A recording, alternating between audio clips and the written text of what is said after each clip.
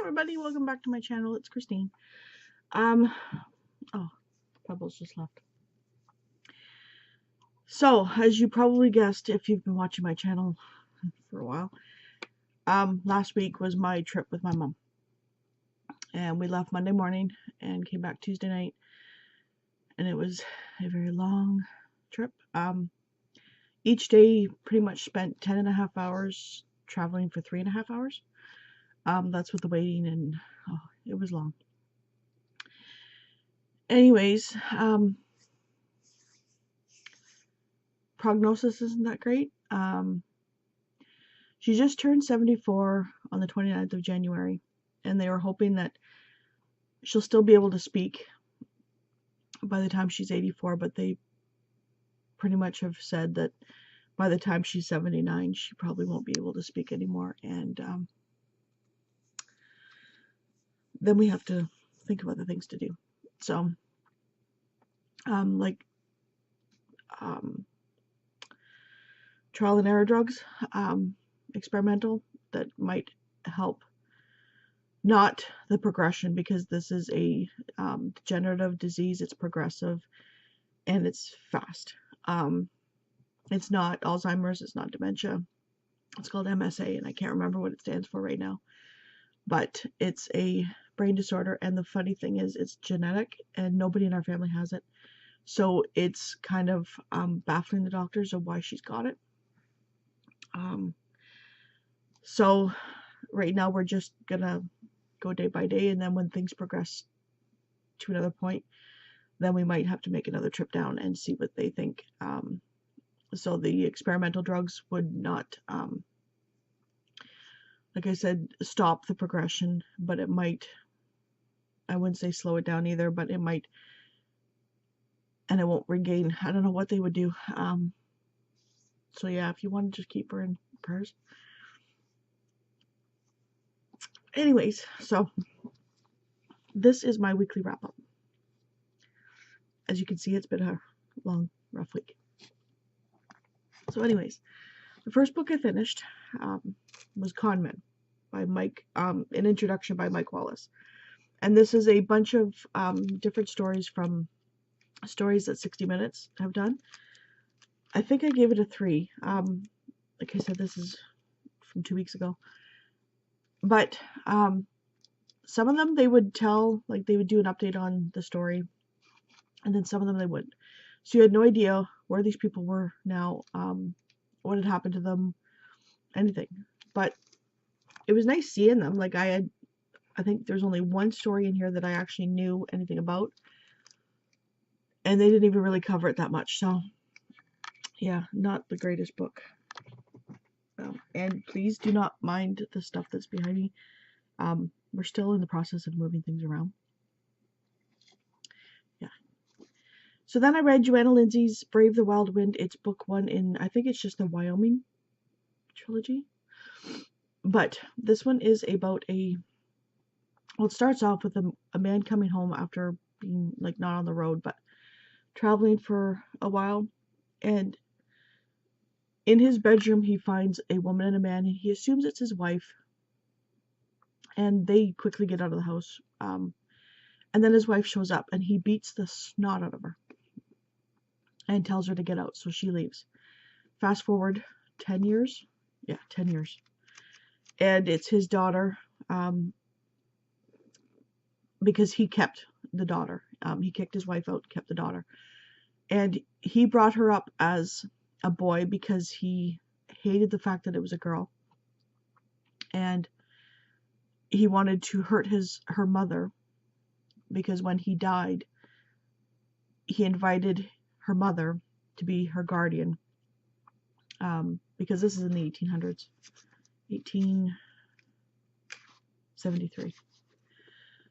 And he wanted her mother to see what she could not have, because he had built this fabulous house, has a ranch, and there's a man that wants the property, and she's fighting it. So things go from there, because her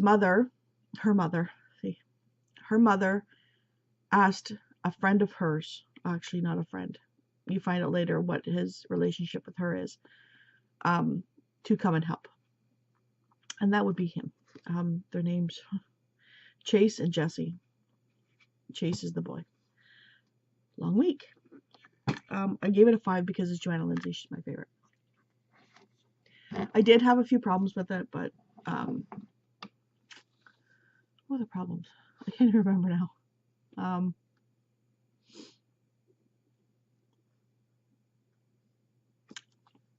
Escaped me. Anyways, then I read A Viable Suspect by Barry Rule. And, okay, the subtitle is The Story of Multiple Murders and How a Police Force's Reach Proved Too Short for Canada's Most Notorious Cold Case. This is what I assumed would be the case of the murder of, what was her name? There we go. Lynn Harper. Well, the first part of the book is saying the author's run-in with the guy that he assumes is doing all this stuff. And then it does a very quick, small amount of detail on the actual cold case, the file. And then it continues on with him saying what he's trying to do to get the police to look at this guy for this murder and all these other murders. And he very quickly puts in these other files that are in there. Now, the funny thing is, this cold case happened before he was ever a cop.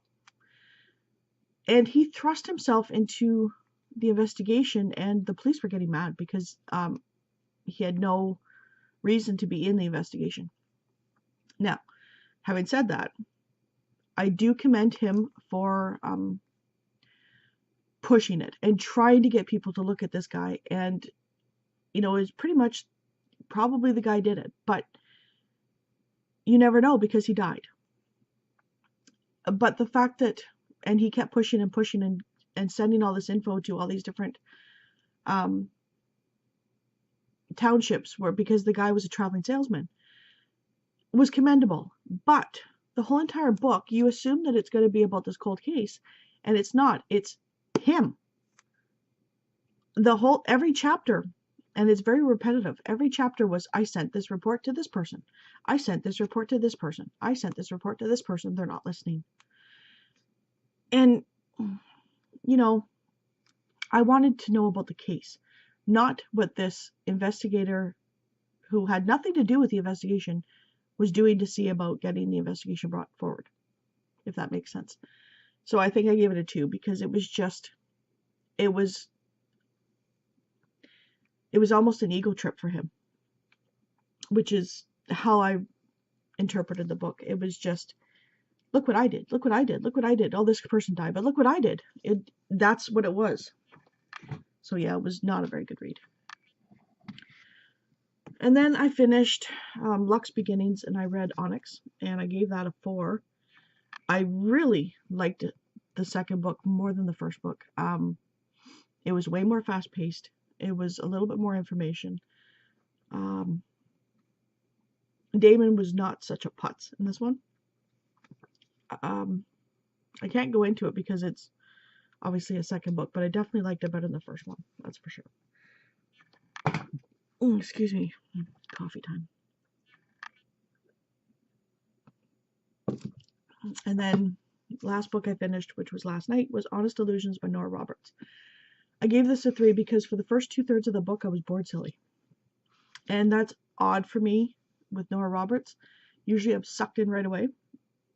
Unfortunately, this one, it could have been because I was reading while I was traveling, and it wasn't catching my attention.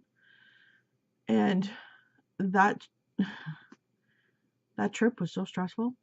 And it wasn't so much the stress of what my mom was going through. It was the stress of dealing with traveling and dealing with everything. It was just, yeah, it was a long 2 days, that's for sure. Anyways, so this is about a family of magicians, and it starts off with Luke coming back and seeing Roxy. And then it goes back into the past when Luke first came into the family because he was 12 years old, pretty much on the run from a very abusive mother's boyfriend. And so the father, Max, takes him in and teaches him the art of magic and illusion. And then they grow up. But it was very slow in the beginning. And then all of a sudden things just started happening and I just couldn't put it down. But that was the last third of the book. Before that, it was like, oh, come on, hurry up. So I gave it a 3. And I'm probably not doing any justice to these books, but sorry. So currently reading, I am reading Only Forever by Linda Lale Miller, and I'm having some issues with this one. Just because she's divorced, and Vanessa, and Nick is divorced as well. Nick sees her on TV, like a home shopping network, and wants to meet her because his best friend is her boss. So he meets her, and within a day they're already having sexual, I wouldn't say intimacy. Well, yeah, it's intimacy, but it's not intercourse. Because he wants her to be okay with it. Like, really? I know it goes on, like it's a natural, not natural, but it's a thing that exists. But it's just, it's not very good right now. Yeah, so he's trying to let her wait, and she's not wanting it, and yet she is. And then her ex-husband wants her back. I don't know why yet, but he wants her back, and he's written this book, and she says if it gets published, she's suing him because he lied about her, the whole thing, made her look like this nymphomaniac, egotistical biatch, and she wants none of it. And he goes on to this very famous talk show and says, we're getting back together. She's like, no. So, yeah, that one's a whole kettle of whatever. And I'm still slogging through The Ruins by Scott Smith. I know Alana from Alana Reads, and one of my friends on Goodreads have said this is a extraordinary book. It scared the willies out of them. And I'm now almost halfway, and it's just starting to pick up now. Again, it could be timing, it could be the stress, it could be the traveling, because I was going to bring this one with me, and I thought, no, I'll just bring a straightforward romance, because it's easier for me to concentrate on fluff than it is on horror. Having said that, the horror is not starting yet. Well, it's just starting now. So those 2 books took me over a week to slog through, or these 2 books, sorry. And it's just, I don't know, it's probably the stress of the traveling, because I picked these 2 books up within a week before leaving, and things are just now starting to calm down. And I came back Tuesday night, and it's now Monday, and things are just starting to come down. So, what I'm going to be picking up, I definitely will. I like reading. I would prefer to read this around the right date. So it's A Valentine for the Cowboy by Rebecca Winters. And I think this is book 1 in a series, but I cannot think of the series. Oh, wait. Sapphire Mountain Cowboys.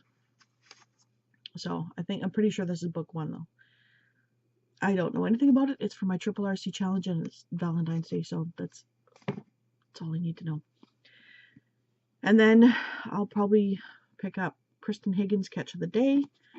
And it's, again, for the Triple RC, and it's got a dog on the front, or a puppy. Right now, I can't even think straight sometimes. And then I might also pick up The Ice Twins by S.K. Tremaine. And this is a psychological thriller. I know it's about one twin dying when they were younger. And then things happen, and a couple years later, the twin that survives says, no, I'm the one that died, that you think that died, and stuff like that. So that should be interesting. So that is my weekly wrap up. Sorry it was so long.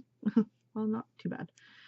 Anyways, I'm hoping to get back into watching BookTube. I've had orders and stuff that I've been doing, but I'm starting to find a balance now. Hopefully that stays, knock on wood. And so, yeah. Let me know what you guys are reading or what you guys have been doing. I actually have been trying to catch up on BookTube videos, so there's that. And yeah, so hope everybody has a wonderful day.